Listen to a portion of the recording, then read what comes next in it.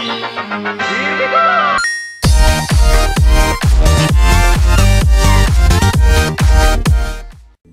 salut à tous et à tous, c'est Ayakashi aujourd'hui pour vous présenter un petit jeu qui me tient à cœur. Comme vous l'aurez peut-être reconnu, c'est Wakfu.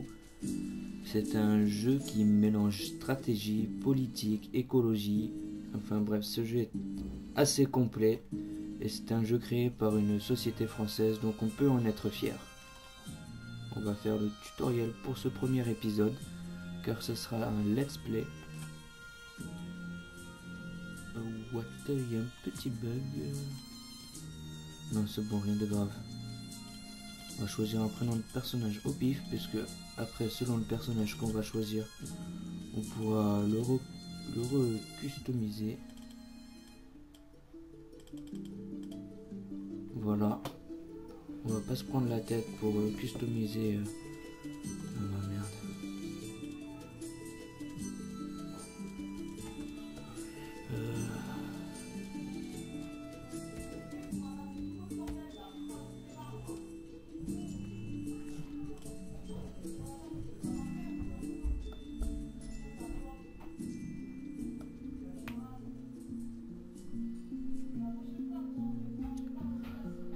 Donc bon, les chargements sont assez longs puisqu'il y a tout le monde à charger. Mais bon, ça reste un bon jeu quand même.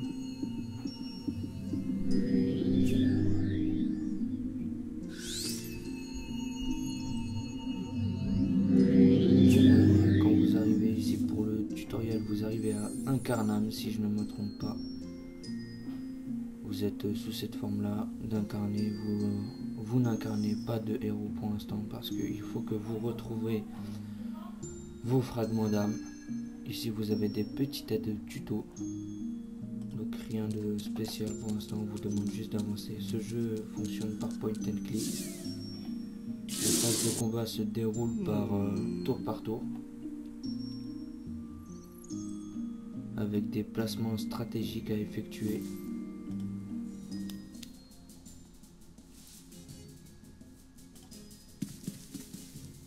Voilà, je lance le combat.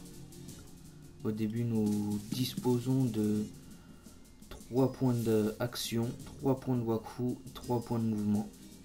Chaque action dépense, chaque sort dépense des points d'action, mais peut dépenser aussi des points de mouvement, des points de Wakfu, etc. Et par exemple, quand vous allez vers la cible, ça peut vous faire gâcher une attaque parce que ça vous aura fait dépenser des points d'action également. Je sais pas si j'ai été très clair, mais vous verrez quand vous jouerez. Excusez-moi. Alors vous voyez, pour ce combat on nous apprend à utiliser des sorts de la branche terre. Alors il faut savoir que la branche terre pour certaines classes va taper très fort, pour d'autres va tanker très fort, et encore pour d'autres va mettre certains effets sur la cible comme l'étourdissement, etc. Chaque classe a ses spécificités. Voilà, là il nous demande de nous asseoir pour nous reposer. Et vous voyez ici le pandawa qui est assis sur un bambou de manière très spéciale, on va dire. Ce jeu est plein de comment dire, de petits rappels. Par exemple, il y a des séries très connues telles que Star Wars, ensuite des animés tels que les Tortues Ninja, Dragon Ball Z, etc. Et c'est ça aussi qui fait son charme. Alors vous voyez ici la petite statuette, c'est une statuette de classe. Cette classe là n'est pas encore apparue dans le jeu. Elle va apparaître au mois d'avril si je ne me trompe pas. Alors tout au long du tutoriel je vais m'arrêter un peu sur toutes les statuettes pour vous montrer un peu. Ça vous montre pas les sorts ni rien, mais ça vous montre la difficulté et les branches de chaque classe. Donc je vous montrerai un peu le système. là, vous voyez, le système de classe, il est là. Enfin, le système de quête est là. Il nous demande de récolter 3 semences de wapin. Donc, en gros, je vous laisse deviner ce que c'est. Mais je pense que vous l'avez bien compris.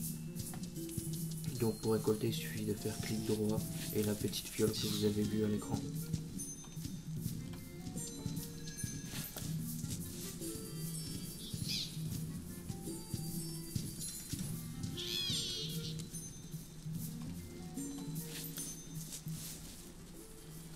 Voilà, ensuite il nous demande de vaincre un membre de la famille Wapin. Toujours pareil, on fait clic droit et là vous voyez qu'il y a une icône épée qui s'est rajoutée. C'est pour attaquer l'ennemi. Et par la suite il y aura une troisième icône qui se rajoutera. Ça sera pour par exemple sur les cadavres arracher de la viande ou de la fourrure sur les êtres encore en vie, on va dire. Donc là, toujours pareil, on se place stratégiquement. En l'occurrence, là, on n'a pas eu à se placer parce qu'il nous a mis tout de suite devant l'ennemi. Mais il est important de se placer stratégiquement quand vous êtes contre plusieurs ennemis à la fois.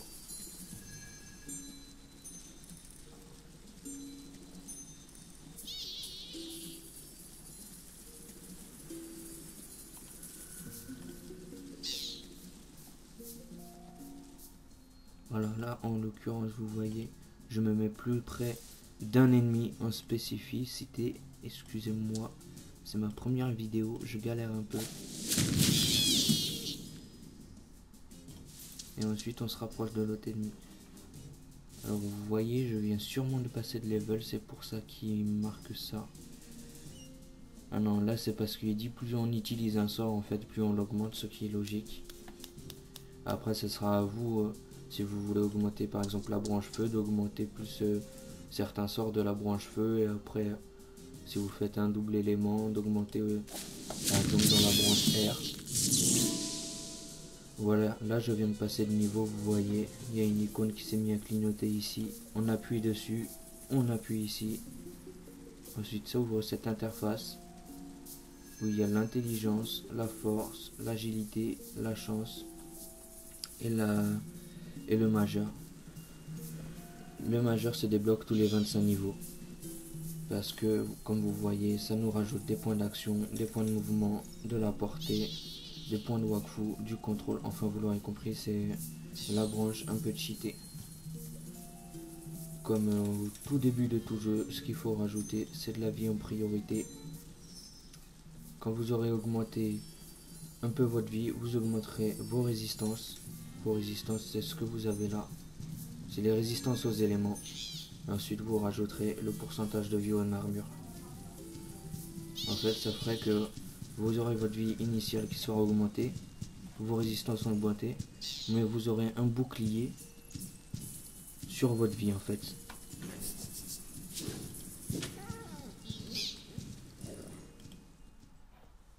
Voilà, ça c'est la map. On peut l'ouvrir en faisant M. Voilà. Vous l'aurez compris, je pense. Il faut qu'on... Voilà, vous voyez récupérer la récompense auprès du vieux, là. Du vieux mulot.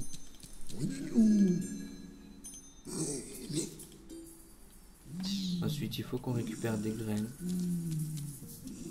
Alors, comme vous voyez, pour l'instant, dans le tuto, j'ai trop rien à vous dire, puisque c'est assez répétitif.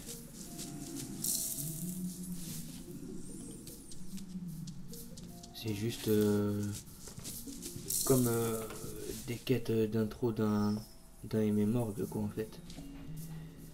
Et là, il faut qu'on aille vaincre les disciples du dojo, mais là, c'est la deuxième partie, on va dire.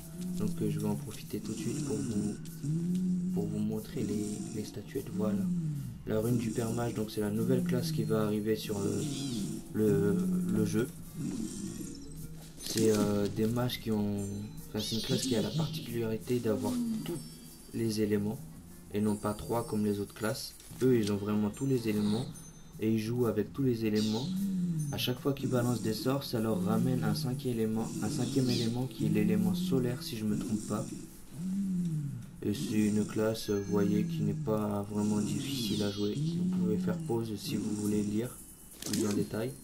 Ensuite, on a le Yop, la classe que j'ai préféré jouer pour l'instant. Parce qu'ils font de gros dégâts de zone, des bons combos en air, ce qui est le buff. Et la branche terre, c'est sa branche de tank. Voilà. Ensuite, on a le Kra, Évangéline pour ceux qui connaissent. Le Kra, c'est un perso chiant quand vous êtes contre lui, surtout quand vous êtes un Yop, parce que le Yop, ça joue surtout au corps à corps. Le Kra va vous retirer des points de mouvement, des points d'action, etc.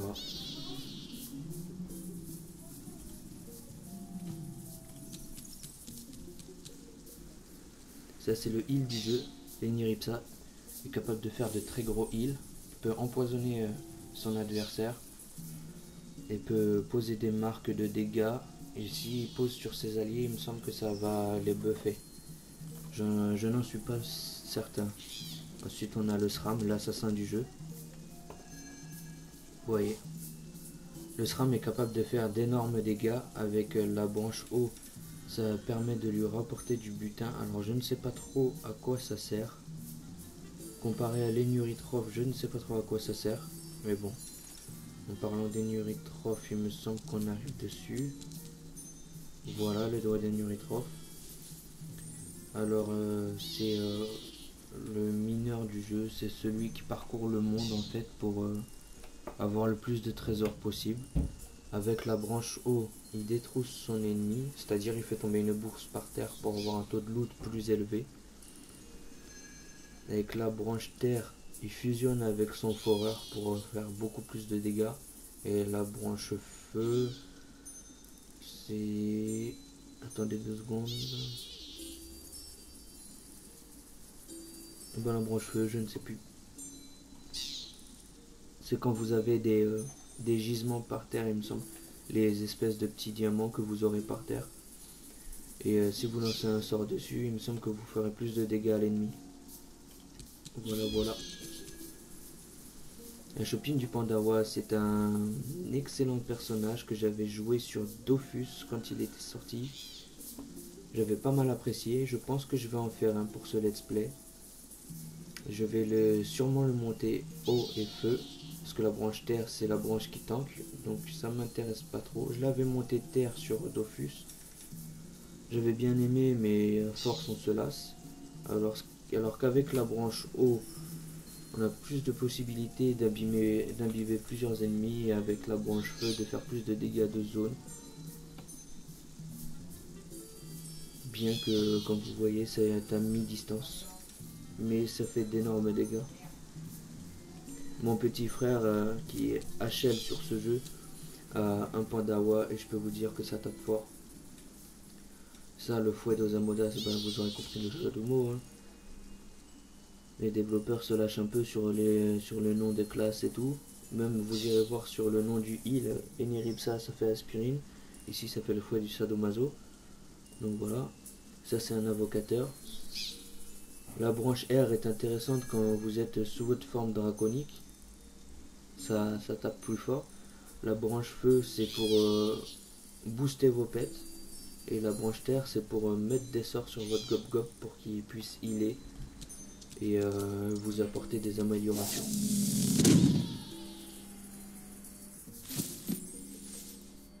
Alors ensuite on a d'autres persos tels que le Xelor qui est un perso dur à jouer.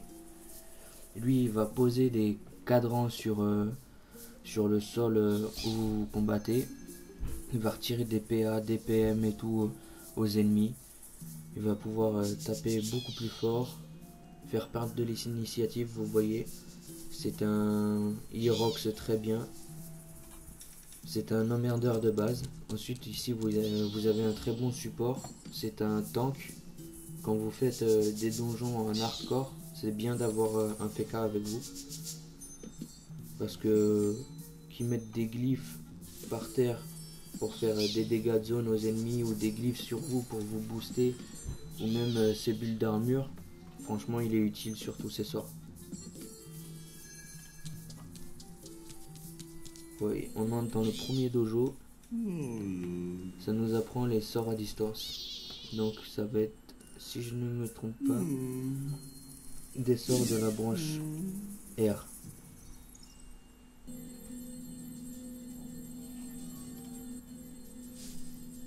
Vous voyez, on peut pas lancer le sort.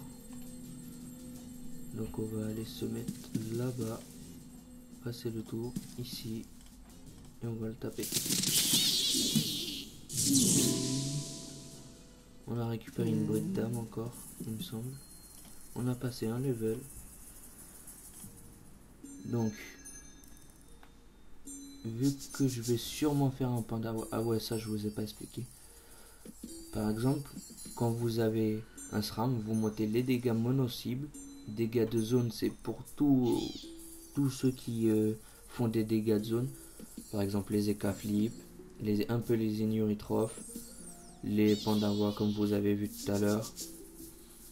Vraiment toutes les classes qui font des dégâts de zone. Les dégâts de mêlée, c'est pour les Yop. Et les dégâts de distance, c'est pour les Kra. Ensuite, les points de vie, c'est pour vous augmenter les points de vie comme vous voyez. Ou sinon, c'est pour les Niripsa pour qui heal plus. Je sais plus ça. Faudrait que je regarde. Ensuite, c'est important de monter l'initiative pour commencer en premier. Et aussi d'augmenter le tacle. Ici, c'est important de monter les coups critiques. Et les dégâts de coups critiques. Donc vous voyez, ici je vais mettre un en dégâts de zone. Et ici, je vais commencer par monter l'initiative.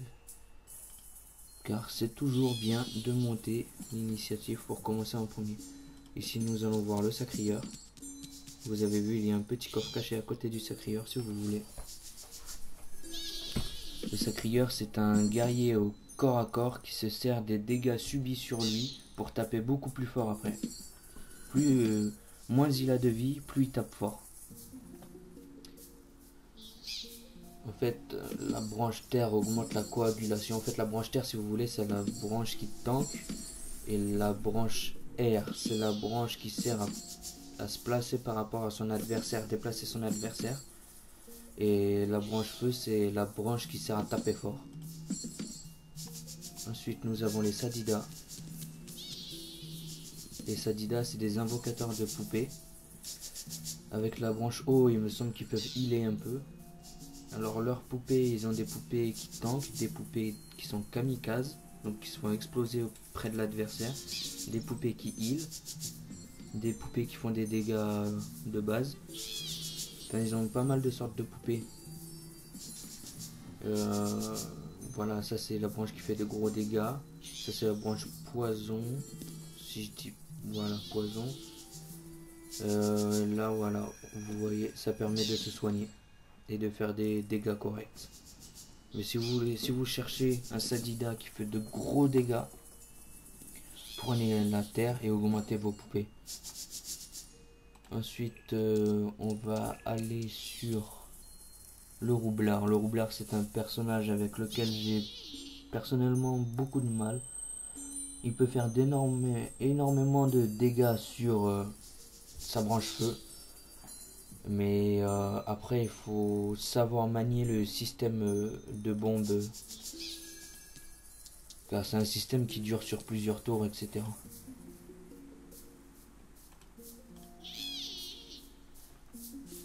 Les gens, excusez-moi, j'ai eu un petit lag. Rien de bien grave. Là, on va nous entraîner aux éléments. Alors, ils vont nous montrer un wapin, voilà, cerclé de rouge. Et on va nous apprendre comment afficher sa fiche pour voir les résistances et les faiblesses. Vous voyez, ils nous disent qu'il faut faire clic droit, machin et tout. Voilà, on fait clic droit, on met sa fiche devant nous, on voit la branche R et qu'il a moins 100 de résistance. Alors on va en profiter.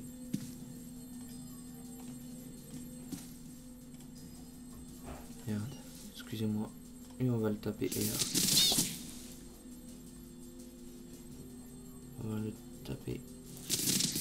comme je vous ai dit, il y a des sorts qui coûtent plus cher que d'autres. Je me suis pris comme un manche, donc voilà.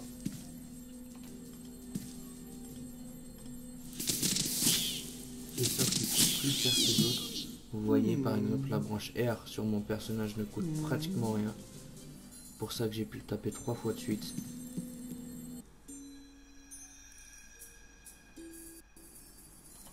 Donc voilà, on va continuer le petit tour des statuettes juste après avoir fait ce donjon, enfin ce dojo. À la fin du tutoriel, il y aura un petit donjon à faire, mais vraiment rien de méchant. Le bot fait, c'est l'art de passer sur le côté ou derrière l'adversaire pour lui infliger 1 ou 2 dégâts de plus, voire des dégâts critiques. Vous voyez, on se met là, on le tape terre. Au lieu de lui infliger 6 ou 7, je lui ai infligé 8. C'est des dégâts corrects. Voilà.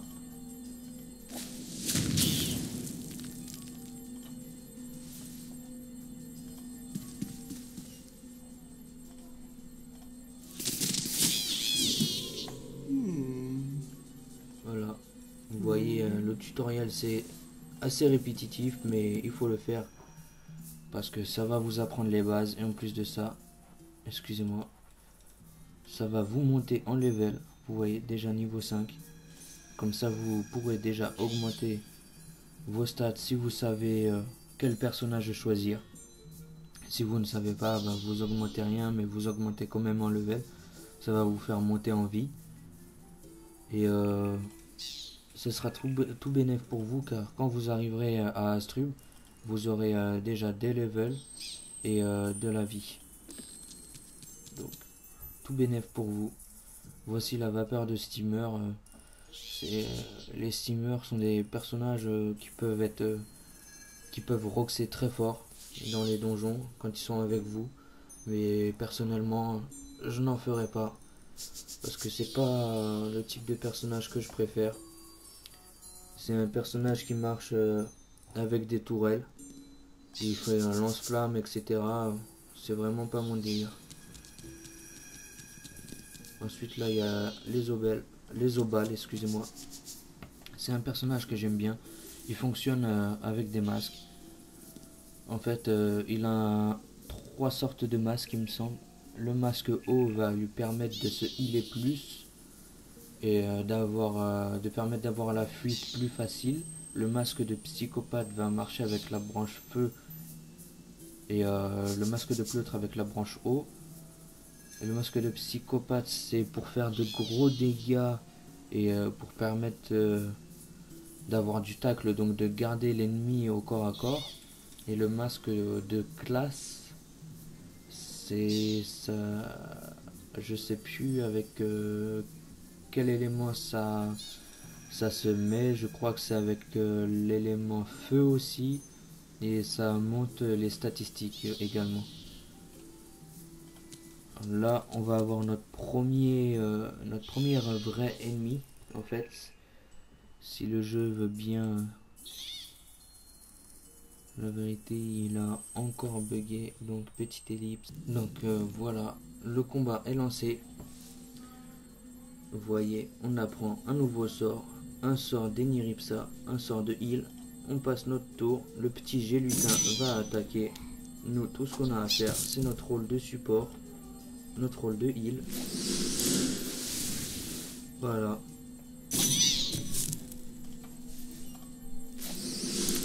Alors, vous voyez, le tuto nous apprend vraiment les bases. Alors, il faut savoir que la branche haut ne heal pas automatiquement tout le temps.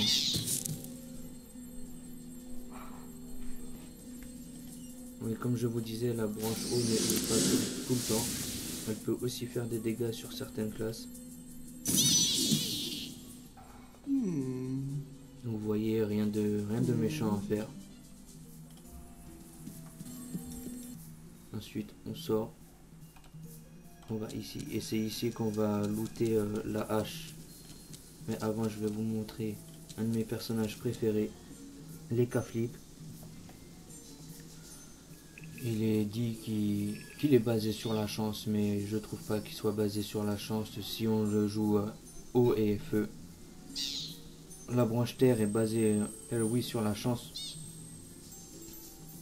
sur les sorts qui tout double et tout, parce qu'on peut heal l'adversaire à la place de lui faire des dégâts. Et après, moi je vous conseille de pas jouer avec le tarot de l'Ekaflip parce que c'est vraiment 50-50. Soit vous tombez sur le dieu Ekaflip et là toutes vos stats sont vraiment multipliées. Et si vous tombez sur un mauvais dieu, bah c'est tant pis pour vous, quoi. Vous allez faire de la merde. Donc voilà. Et ensuite vient l'Héliatrope. Si vous connaissez la série Wakfu, c'est Yugo. C'est un personnage qu'il faudrait que j'essaye parce que j'y ai jamais vraiment fait attention.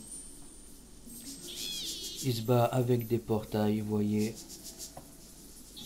Et il n'a pas que cette branche, il a eau, air et terre, ou eau, air et feu, il me semble. Donc c'est un personnage mobile qui peut faire traverser ses alliés dans les portails. Vous voyez, il y a un coffre ici aussi. Et je l'avais jamais vu celui-là. Comme quoi il faut bien ouvrir ses yeux.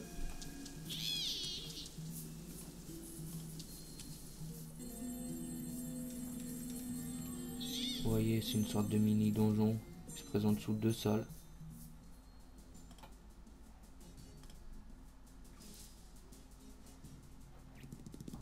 Alors n'hésitez pas à me dire aussi si ma vue tactique vous dérange, si vous préférez avoir les décors à la place. Moi je préfère regarder le combat comme ça parce que je trouve ça mieux pour éviter les obstacles, etc. De voir tout en relief.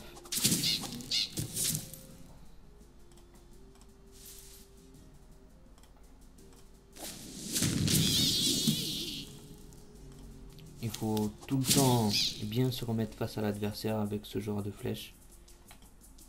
Parce que sinon, c'est lui qui vous met des dégâts critiques et pas nous.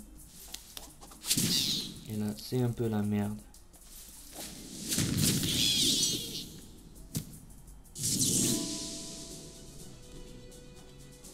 On a passé un niveau, on augmente la vie. Valider.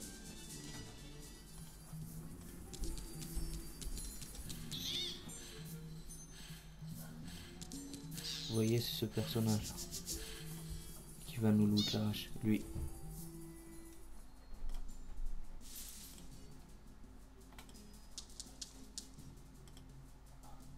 Malheureusement, on ne peut pas l'atteindre. Vous voyez, il m'a tapé de côté, normalement il enlève 8, là il m'a enlevé 9. Ah, c'est pas la panacée non plus, mais bon.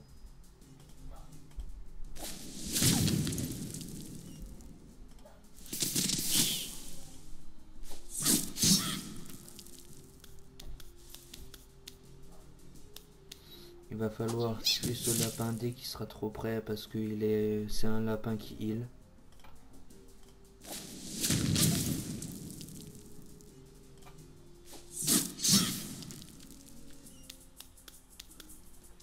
Voilà, genre maintenant.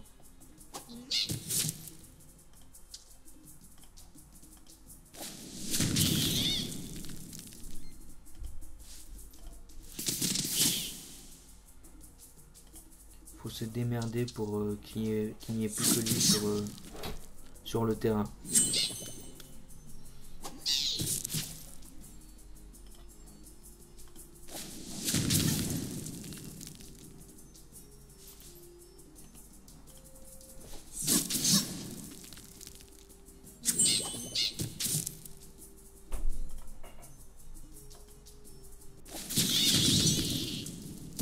Voilà, on a tué le lapin. Prochain tour, on se heal. Parce que les points de vie commencent à descendre pas mal, pas mal.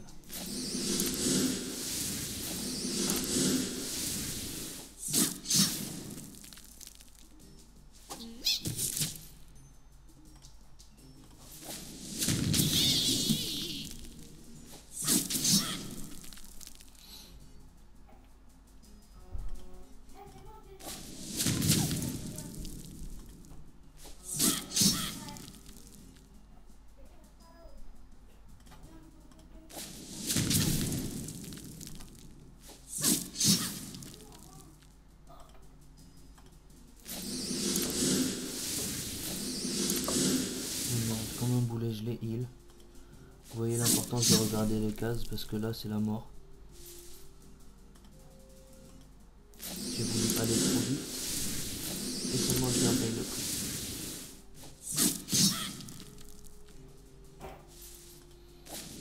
Je vais perdre dans le tuto quoi.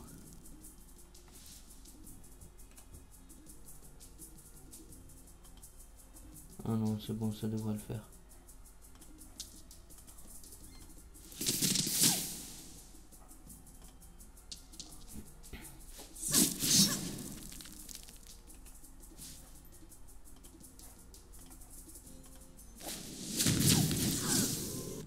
Voilà. Et on a pas mal de trucs sur les lapins également. Ça va nous permettre de commencer à se stuff un peu, bien que ce soit ridicule, mais bon. Et vous voyez, on a une hache en plus. Vous voyez, tout à l'heure, je vous parlais de replanter les lapins dans le sol. C'est ça, la semence de wapin. Vous avez la semence de tous les monstres également, mais n'oubliez pas de vous asseoir tout le temps pour récupérer votre vie. Plus tard, il faudra que vous augmentez vos métiers pour pouvoir, par exemple avec le métier de boulanger, faire du pain. Pour emmener du pain dans votre inventaire pour augmenter votre vie plus vite. Et avec le métier de cuisinier, vous pourrez faire de la poudre d'osamodas pour faire régénérer les points de vie de vos familiers. Et c'est une poudre qui se vend pour 100 unités, 50 millions de kamas, il me semble. Donc c'est un bon plan aussi pour farm l'argent. Donc là, on est en route pour le donjon. Faut que je rappelle le coffre là. Ah oui, donc là, on est en route pour le donjon, mais ce serait bien qu'on ait la clé avant. Donc il faut qu'on tue des mobs.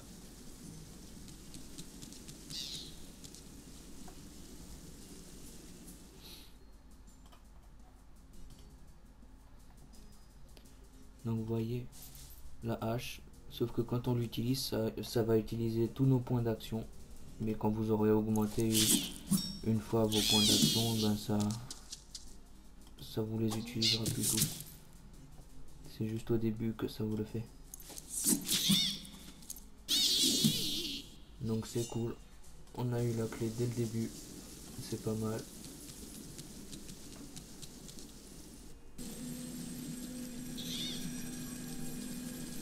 Et voici le petit donjon qu'on a à faire à la fin du tutoriel. Donc rien de bien méchant. Même pas à se placer stratégiquement pour ce genre de mob. Voilà.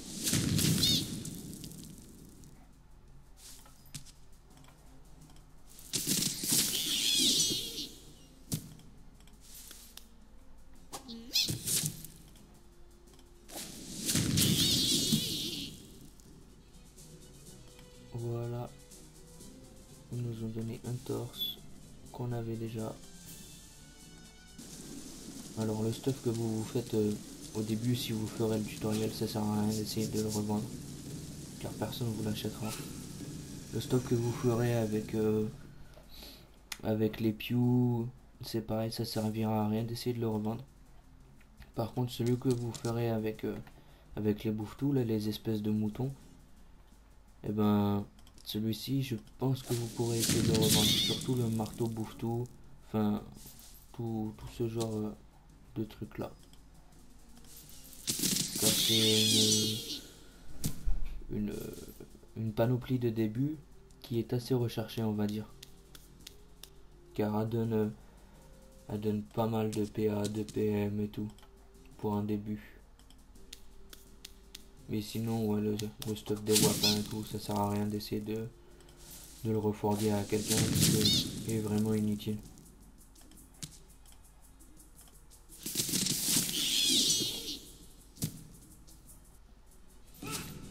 Voilà. Puis ici vous voyez les pandawas. faire du kung fu. Et le seul idiot qui fait du kung fu avec eux, c'est un yop.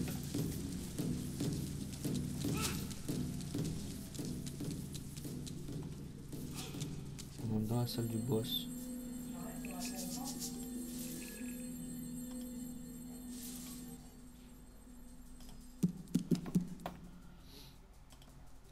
Le boss, franchement, la seule particularité qu'il a, c'est de vous enlever 16 par attaque. Vous voyez, de vous faire reculer. C'est tout. Mais après, ce qui est bien, c'est qu'il reste au corps à corps avec vous. Mais sinon, il n'y a pas de stratégie à avoir pour ce donjon. Donc, c'est tout bénef, j'ai envie de dire. Et également, j'ai une petite astuce pour vous.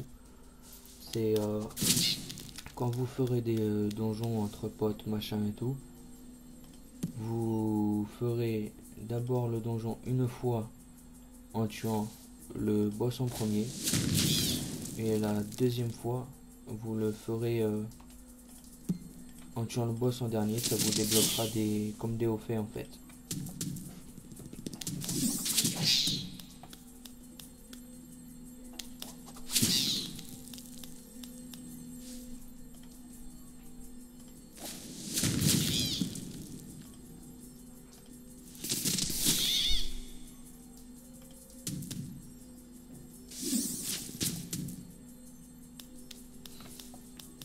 Voilà, vous voyez, c'est vraiment pas compliqué.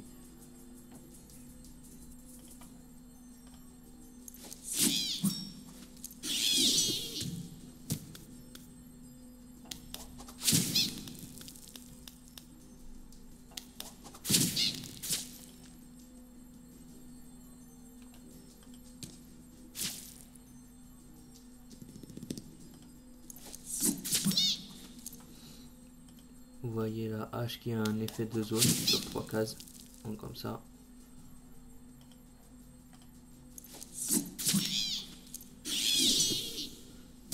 Alors on a débloqué du stuff du boss. Il me semble qu'il est plus intéressant que le stuff des wapins normal. Alors on va l'équiper de suite. Vous voyez comme on est vachement crédible. Ça fait peur.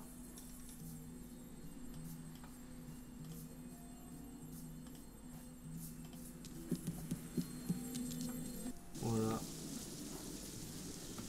Donc pour ce premier épisode, ça va être terminé. Je pense que je ferai un panda war. Ou peut-être un crash, je ne sais pas encore. Ça sera la surprise. Donc voilà. Sur ce, je vais vous laisser. Et je vous dis à plus les gens. Salut.